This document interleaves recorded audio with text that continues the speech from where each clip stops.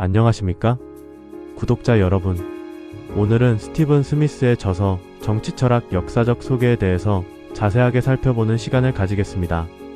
스티븐 스미스의 저서 정치철학은 고대부터 현대에 이르기까지 서양 정치철학의 주요 사상가와 주제를 다루며 정치철학이 현대 사회에 어떤 의미를 가지는지 탐구하는 훌륭한 입문서입니다. 스미스는 이 책의 서두에서 정치철학이 단순히 과거의 사상을 배우는 학문이 아니라 우리가 사는 정치적 삶의 의미와 좋은 삶에 대한 근본적인 질문을 던지게 하는 살아있는 학문임을 강조합니다. 그는 오늘날 만연한 정치적 무관심과 회의주의 속에서 정치철학이 우리에게 단순히 어떻게 통치할 것인가를 넘어 왜 통치해야 하는가와 무엇이 올바른 통치인가를 고민하게 만든다고 역설합니다. 스티븐 스미스는 예일대학교에서 정치학 교수로 재직 중인 저명한 정치철학자입니다. 그는 현재 예일대학교의 학부 프로그램인 정치학 및 윤리학의 식스, 팔러틱스, 언드 에코노믹스의 책임자를 맡고 있습니다. 스미스의 학문적 관심사는 고대부터 현대에 이르는 서양 정치철학사 전반에 걸쳐 있습니다. 특히 그는 플라톤, 스피노자, 헤겔과 같은 거장들의 사상을 현대적 관점에서 재해석하며 그들의 사상이 오늘날의 정치적 문제에 어떻게 적용될 수 있는지 탐구합니다. 그는 정치철학이 단순히 과거의 사상을 이해하는 것을 넘어 시민으로서 우리가 직면한 문제들을 비판적으로 사고하고 해결하는 데 필수적인 학문이라는 점을 강조합니다. 그의 저서들은 어려운 철학적 개념을 명쾌하게 풀어내어 전공자는 물론 일반 독자들도 정치철학의 세계에 쉽게 다가갈 수 있도록 돕는다는 평가를 받고 있습니다. 이제 이 책의 구성에 따라 주요 내용을 살펴보겠습니다. 제1장 왜 정치철학인가? 스미스는 2장에서 정치철학의 근본적인 질문을 제시합니다. 정치철학은 좋은 정치체제와 정의로운 사회에 대한 탐구를 통해 우리가 당연시하는 가치와 제도를 성찰하게 합니다. 그는 정치철학이 우리에게 비판적 사고를 길러주어 주어진 현실을 그대로 받아들이지 않고 자유롭고 합리적인 시민으로서 참여할 수 있는 힘을 제공한다고 설명합니다. 정치철학은 단순히 지식을 습득하는 것을 넘어 시민으로서의 덕목을 함양하는 과정입니다.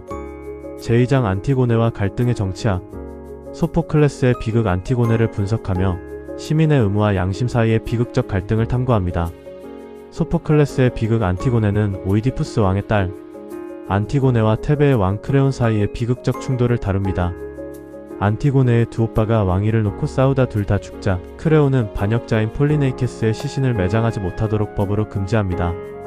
그러나 안티고네는 가족의 도리와 신의 불문율을 따라 오빠의 시신을 몰래 묻어줍니다.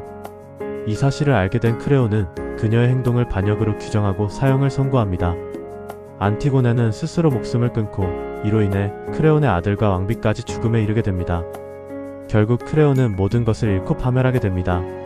이 작품은 인간이 만든 법과 신성한 도리, 즉 자연법 사이의 갈등, 그리고 국가적 의무와 개인의 양심 사이의 대립을 심오하게 다루고 있습니다.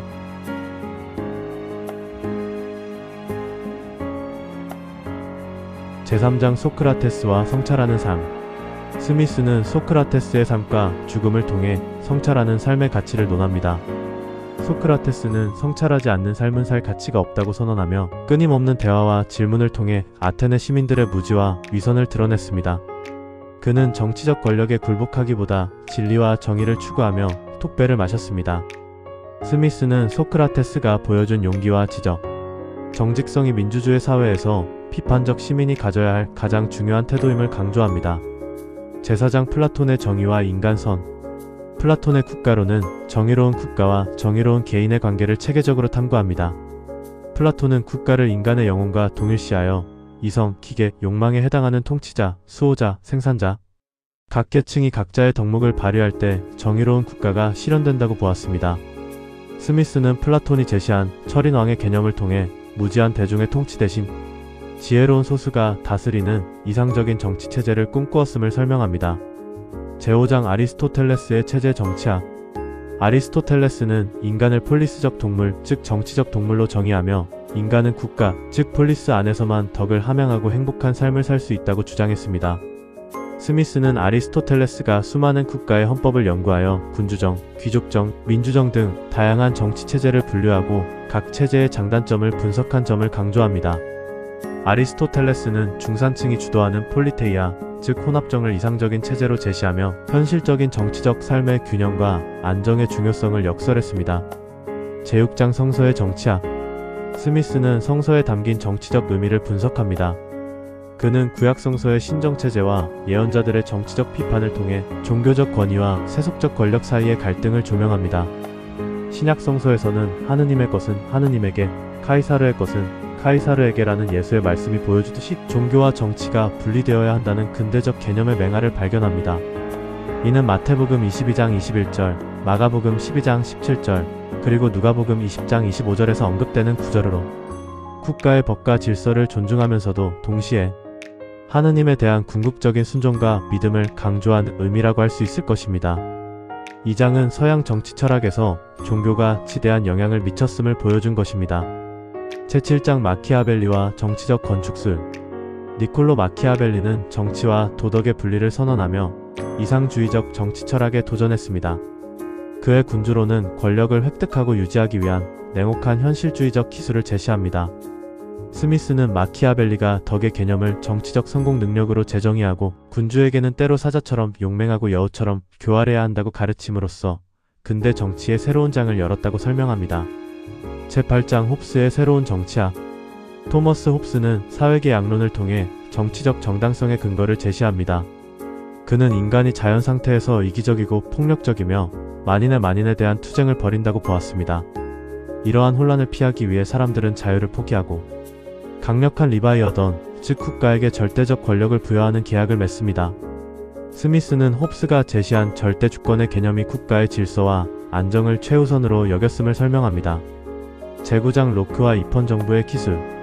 존 로크는 홉스와 달리 자연 상태를 자연권, 즉 생명, 자유, 재산의 보장이 존재하는 상태로 보았습니다.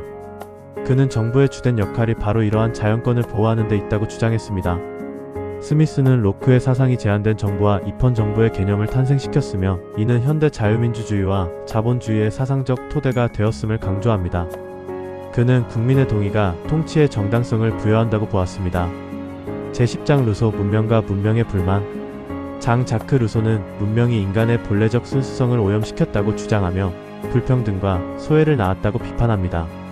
그의 사회계 양론에서 루소는 일반 의지를 통해 공동체 구성원 모두의 자유와 평등을 실현하려 했습니다. 스미스는 루소의 사상이 혁명적 민주주의의 길을 열었지만 개인의 자유와 공동체의 의지 사이의 긴장 관계라는 중요한 딜레마를 남겼다고 설명합니다. 제11장 토크빌과 민주주의의 딜레마. 알렉시스 드 토크빌은 미국의 민주주의를 통해 민주주의의 빛과 그림자를 동시에 분석했습니다. 그는 민주주의가 평등을 가져다 주지만 다수의 횡포와 개인주의를 심화시킬 위험성도 내포하고 있음을 경고했습니다. 스미스는 토크빌의 통찰이 현대 민주주의가 직면한 자유와 평등의 조화라는 영원한 숙제를 이해하는 데 도움을 준다고 강조합니다. 제12장 애국주의를 옹호하며. 이 장에서 스미스는 건강한 애국주의를 옹호합니다. 그는 애국주의가 배타적인 민족주의와는 구분되는 개념이며 공동체에 대한 책임감과 시민으로서의 덕목을 바탕으로 한다고 주장합니다. 스미스는 우리가 속한 국가와 공동체에 대한 적절한 애착이 정치적 참여와 사회적 연대를 강화하는 긍정적인 힘이 된다고 설명하며 정치 철학의 탐구가 결국 이러한 시민적 덕성을 함양하는 데 기여함을 시사합니다. 결론적으로 스티븐 스미스는 정치 철학이 우리에게 직접적인 해답을 주지는 않지만 올바른 질문을 던지는 법을 가르쳐준다고 강조합니다. 그는 정치 철학이 우리에게 좋은 삶이란 무엇인가? 와, 우리는 어떻게 살아야 하는가? 라는 질문을 끊임없이 던지게 만든다고 설파합니다. 나아가 정치 철학은 왜 나는 이 법을 따라야 하는가? 정의란 무엇인가? 와 같은 근본적인 질문을 통해 우리 스스로 생각하고 토론하며 더 나은 시민이 되도록 이끌어준다고 설파합니다. 이 책에서 스미스가 다룬 고대부터 현대에 이르기까지의 사상가들은 각자 다른 시대와 배경에서 정치적 삶의 의미를 탐구했습니다. 이들의 사상은 우리에게 정답을 제시하는 대신 우리가 사는 사회의 문제를 더 깊이 있게 이해하고 성찰할 수 있는 도구를 제공합니다. 궁극적으로 스미스는 정치 철학이 우리를 정치적 인간으로 성숙하게 만들어준다고 주장합니다. 우리가 단순히 주어진 법과 제도를 따르는 존재가 아니라 비판적으로 사고하고 토론에 참여하며 더 나은 사회를 만들기 위해 노력하는 능동적인 시민이 될 수 있도록 이끌어준다는 것입니다. 그것은 우리에게 무엇이 정의롭고 무엇이 공정한지 끊임없이 질문함으로써 우리 자신의 삶과 공동체의 미래를 책임지도록 독려합니다. 이 책은 정치적 혼란과 무관심의 시대에 정치 철학이 우리에게 정치적 삶의 의미와 가치를 되새기게 하는 중요한 학문임을 보여주는 훌륭한 안내서가 될 것입니다. 시청해주셔서 감사합니다.